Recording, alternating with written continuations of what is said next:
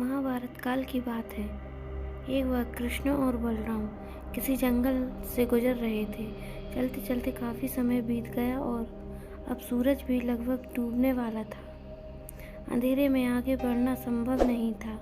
इसीलिए कृष्ण बोले, बलराम, हम ऐसा करते हैं कि अब सुबह होने तक यहीं ठहर जाते हैं। भोर होते ही हम अपने गंतव्य की ओर बढ़ चलेंगे। बलराम बोले, पर इस घने जंगल में हमें खतरा हो सकता है। यहाँ सोना उचित नहीं होगा। हमें जागकर ही रात बितानी होगी।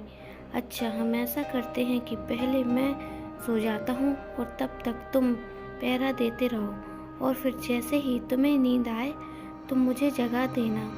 तब मैं पहरा दूंगा और तुम सो जाना। कृष्ण ने सुझाव दिया। बलराम तैयार हो गए। कुछ ही पलों में कृष्ण गहरी नींद में चले गए और तभी बलराम को एक भयानक आकृति उनकी ओर आती दिखी। वो कोई राक्षस था। राक्षस उन्हें देखते ही जोर से चीखा और बलराम बुरी तरह डर गए। इस घटना का एक विचित्र असर हुआ। भय के कारण बलराम का आकार कुछ छोटा हो गया और राक्षस और विशाल हो गया। उसके बाद राक्षस एक बार और चीखा और पुनः बलराम डरकर कांप उठे। अब बलराम और भी सिकुड़ गए और राक्षस पहले से भी बड़ा हो गया। राक्षस धीरे धीरे बलराम की ओर बढ़ने लगा। बलराम पहले से ही भयभीत थे और उस विशाल काय राक्षस को अपनी ओर आते देख जोर से चीख पड़े। कृष्णा, और चीखते ही वही मूर्छित होकर गिर पड़े। बलराम की आवाज़ सुनकर कृष्णा उठे। बलराम को वहां देख उन्होंने सोचा कि बलराम पहरा देते देते थक गए और सोने से पहले उन्हें आवाज़ दे दी। अब कृष्णा पहरा देने लगे। कुछ देर बाद वही राक्षस उनके सामने आया और जोर से चीखा। कृष्णा जरा भी घबराए नहीं और बोले, बताओ, तुम इस तरह चीख क्यों रहे हो? क्या चाहिए तुम्हें? इस बार भी कुछ विचित्र घटा। कृष्ण के साहस के कारण उनका आकार कुछ बढ़ गया और राक्षस का आकार कुछ घट गया। राक्षस को पहली बार कोई ऐसा मिला था जो उससे डर नहीं रहा था। घबराहट में वह पुनः कृष्ण पर जोर से चीखा। इस बार भी कृष्ण नहीं डरे और उनका आकार और भी बड़ा हो गया। एक आखिरी प्रयास में राक्षस पूरी ताकत से चीखा, पर कृष्ण मुस्कुरा उठे और फिर से बोले, बताओ तो, क्या चाहिए तुम्हें? फिर क्या था, राक्षस सिकुड़कर बिल्कुल छोटा हो गया और कृष्ण ने उसे हथेली में लेकर अपनी धोती में बांध लिया और फिर कमर में घोंस कर रख लिया। कुछ ही देर में सुबह हो गई।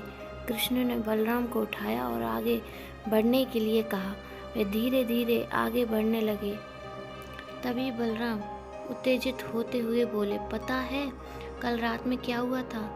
एक भयानक राक्षस हमें मारने आया था।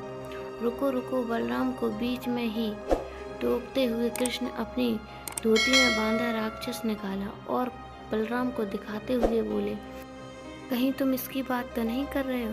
हाँ, ये वही है, पर कल जब मैंने इसे देखा था तो ये बहुत बड़ा था। इतना छोटा कैसे हो गया? बलराम आश्चर्यचकित होते हुए बोले। कृष्ण बोले, जब जीवन में तुम किसी ऐसी चीज़ से बचने की कोशिश करते हो जिसका तुम्हें सामना करना चाहिए, तो वो तुमसे बड़ी हो जाती है और तुम पर नियंत्रण करने लगती है। लेकिन जब तुम उस चीज़ का सामना करते हो जिसका सामना तुम्हें करना चाहिए, तो तुम उससे बड़े हो जाते हो और उसे नियंत्रण लगने लगते हो। दोस्तों, ये राक्षस दरअसल हमारी लाइफ में आने वाले चैलेंजेस हैं, विपरीत स्थितियाँ हैं, लाइफ प्रॉब्लम है। अगर हम इन सिचुएशन को अवॉइड करते रहते हैं तो ये समस्याएं और भी बड़ी होती चली जाती हैं और अल्टीमेटली हमें कंट्रोल करने लगती हैं। लेकिन अगर हम इनका सामना करते हैं, करेज के साथ इन्हें फेस करते हैं, तो यही समस्याएं धीरे धीरे छोटी होती चली जाती हैं और अंत में हम उन पर काबू पा लेते हैं। इसलिए जब कभी भी लाइफ में ऐसी प्रॉब्लम आए जिनका सामना आपको करना ही चाहिए तो उसे अवॉइड मत करिए।